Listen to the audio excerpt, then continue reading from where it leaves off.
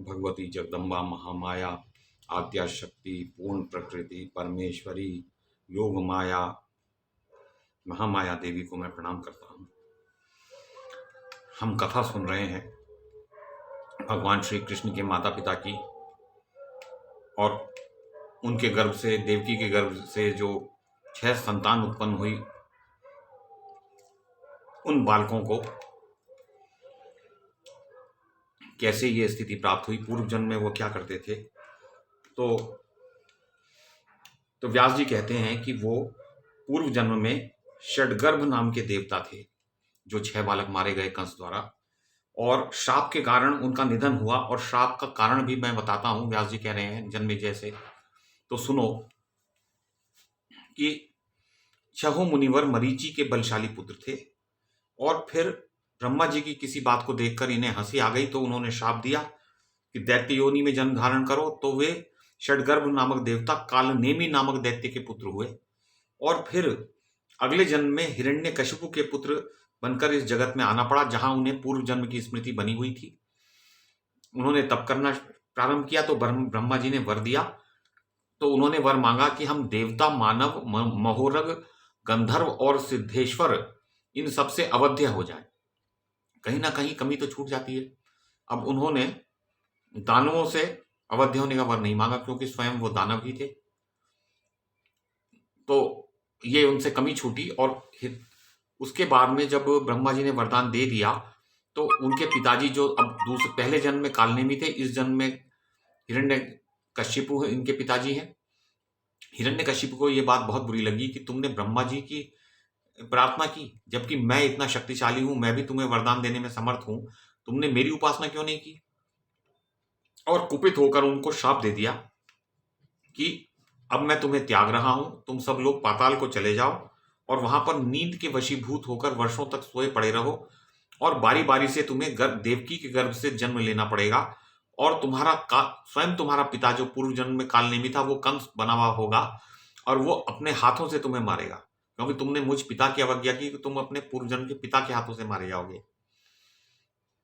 तो इसके बाद ही उन षडगर्भों का देवकी के गर्भ में एक के बाद एक आना प्रारंभ हो गया। तो वे 6 बालक शापानुसार मारे गए।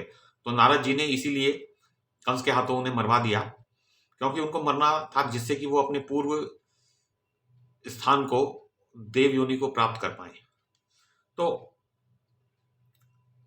उसके बाद जो 7वां गर्भ हुआ, तो 5वें माह में रोहिणी के गर्भ, तो वो देवकी के 5वें महीने में वो गर्भ गिर गया, गर्भपात हो गया, और योग माया ने बलपूर्वक उस गर्भ को खींचकर रोहिणी के गर्भ में स्थापित कर दिया। अब जो कंस बाबा के यहाँ वसुदेव जी की दूसरी पुत्री, जो पत्नी रोहिणी थी, तो वसुदेव जी की 18 पत्नियां थी, जिसमें से एक देवकी, एक रोहिणी और 16 अन्य पत्नियां थी।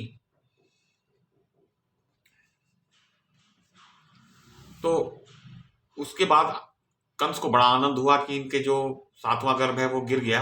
इस बात से कंस को बड़ी प्रसन्नता हुई, और 8वें गर्भ में स्वयं भगवान पधारे। तो उनका प्रयोजन था देवताओं का कार्य सिद्ध करना और भूमि का भार उतारना। तो जन्मेजय ने कहा, भगवान व्यासदेव जी, ये तो आप सब बता चुके हैं कि भगवान शेष जो है वो बलराम रूप से, और भगवान श्री विष्णु अथवा भगवान श्री कृष्ण जो है वो वासुदेव कृष्ण बनकर पधारे। परंतु जो उनकी सहायता अर्थ जो, और उनके आसपास जो दूसरे देवताओं के अंश से जो अवतार हुए हैं,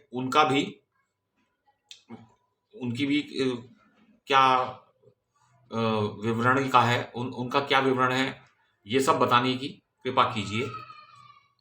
तो व्यास जी कहते हैं, जो जो देवता एवं दानव अपने अपने अंशों से धरातल पर विख्यात हो चुके हैं, उनका वृतांत मैं संक्षेप से तुम्हें बतलाता हूं, सुनो। वसुदेव जी कश्यप के अंश से थे, और देवकी अदिति के अंश से प्रकट हुई थी। बलदेव जी शेषनाग के अंश थे, और भगवान धर्मनंदन नारायण वही भगवान श्री कृष्ण बनकर पधारे। और मुनिवर नारायण के श्री कृष्ण रूप में प्रकट होने पर उनके जो छोटे भाई नर हैं, वो अर्जुन बनकर आए। तो नर और नारायण जो धर्म के पुत्र थे, जिनकी बात पहले की जा चुकी है, वो तो धर्म के अंश जो युधिष्ठिर हैं, वो धर्म के अंश युधिष्ठिर बनकर उत्पन्न हुए और वायु के अंश भीमसेन तथा अश्विनी कुमारों के अंश महाबली नकुल और सहदेव कहे गए हैं। कर्ण को सूर्य का अंश बताया जाता है। विदुर जी धर्म के अंश से प्रकट हुए थे।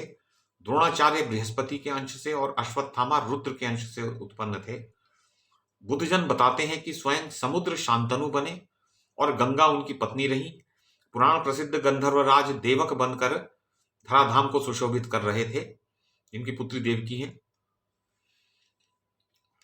भीष्म पितामह को वसु और राजा विराट, जो राजा परीक्षित के जो नाना जी हैं, जिनके यहाँ पे अज्ञातवास में ठहरे थे, राजा विराट को मरुदगण का अंश कहा जाता है। अरिष्ट नेमि का पुत्र जो हंस था वही धृतराष्ट्र के नाम से प्रसिद्ध हुआ। कृपाचार्य को किसी एक मरुदगण का अंश, अब मरुदगण तो 49 हैं, 7 सत्ते 49, तो उनमें से एक जो है वो कृतवर्मा, एक कृपाचार्य बने और दुर्योधन कलियुग का अंश था, कली का अंश, और शकुनी द्वापर का अंश था। प्रसिद्ध सोमनंदन सुवर्चा सोम प्ररु यादव के नाम से विख्यात हुए। धृष्ट, द्युम्न और शिखंडी क्रमशः अग्नि एवं राक्षस के अंश थे। प्रद्युम्न सनत कुमार के अंश कहे गए हैं। द्रुपद वरुण के अंश थे। स्वयं भगवती लक्ष्मी द्रौपदी बनकर जगत में पधारी थी। द्रौपदी के 5 पुत्र विश्वे देव के अंश कहे जाते हैं। तो पांडवों के 5 पुत्रों को सोते ही, सोने की अवस्था में जब वो सो रहे थे बालक, तो अश्वत्थामा ने मार डाला था जब युद्ध समाप्त हो चुका था। महाभारत युद्ध जब समाप्त हो गया तब मारा, सोते हुए को मार डाला था। सिद्धि, धृति और मति ये थी कुंती, माद्री और गांधारी। इस रूप में वो भूमंडल की शोभा बढ़ाने लगी। और भगवान श्री कृष्ण की धर्मपत्नी बनने का जिन जिन को सौभाग्य प्राप्त हुआ था वे सभी स्वर्ग की दिव्य रमणियां थी, सब अप्सराएं थी। इंद्र के संपर्क में रहने वाली सभी उनकी प्रेरणा से धरातल पर आकर दुराचारी नरेश बने थे। तो जो इंद्र के दरबार में जो दरबारी थे वो दुराचारी नरेश बनकर उत्पन्न हुए। शिशुपाल हिरण्यकशिपु का अंश था।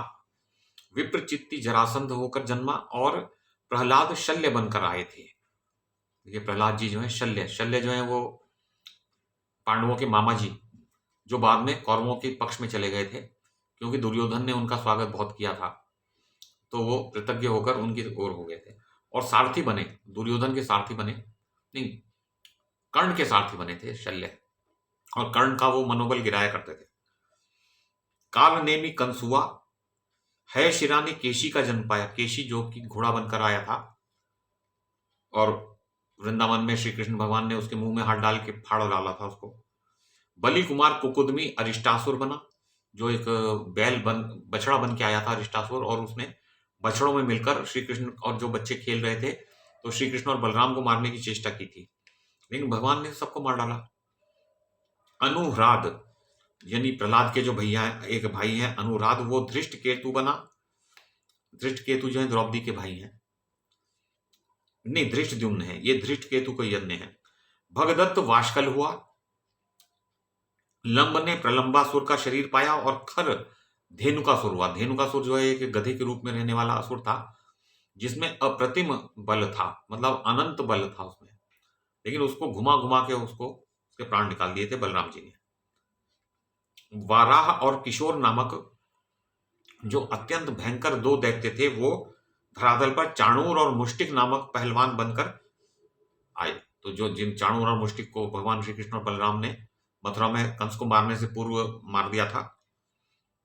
दिति का पुत्र जो अरिष्टासुर था वह कुवलिया पीड़ हाथी के नाम से विख्यात हुआ। अरिष्टासुर जो है वो हाथी बना, जो कि बहुत ही भयंकर एक हाथी था कुवलिया पीड़, जिसको भगवान श्री कृष्ण ने मार डाला कंस को मारने से पूर्व। बलि की पुत्री पूतना बनी। पूतना जिसने दूध पिलाकर मारने की चेष्टा की थी वो बलि की पुत्री थी पूर्व जन्म में, और उसका छोटा भाई बकासुर कहलाया। बकासुर उसका सगा भाई था। और एक था अघासुर। ये तीनों भाई बहन थे, जो एक अजगर के रूप में था और जिसमें मुंह में घुस गए थे बच्चे गोकुल में ग्वाले। यम, रुद्र, काम और क्रोध, इन चारों के अंश से महाबली अश्वत्थामा का जन्म हुआ था। जिस समय ब्रह्मा प्रभृति प्रधान देवता प्रार्थना करने के लिए भगवान श्री हरि के पास गए थे, तो भगवान ने उन्हें काले और सफेद रंग के दो केश दिए, श्वेत और श्याम रंग के दो केश दिए और कहा ये मेरे दोनों केश अवतार धारण करेंगे।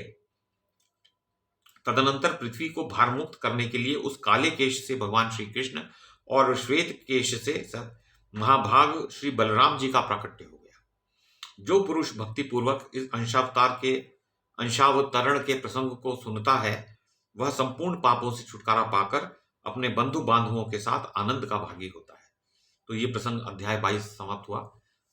भगवती श्री जगदम्बा महामाया देवी जी को, परमेश्वरी भुवनेश्वरी देवी को मैं प्रणाम करता हूँ। पूर्ण प्रकृति देवी महामाया देवी को मेरा प्रणाम है।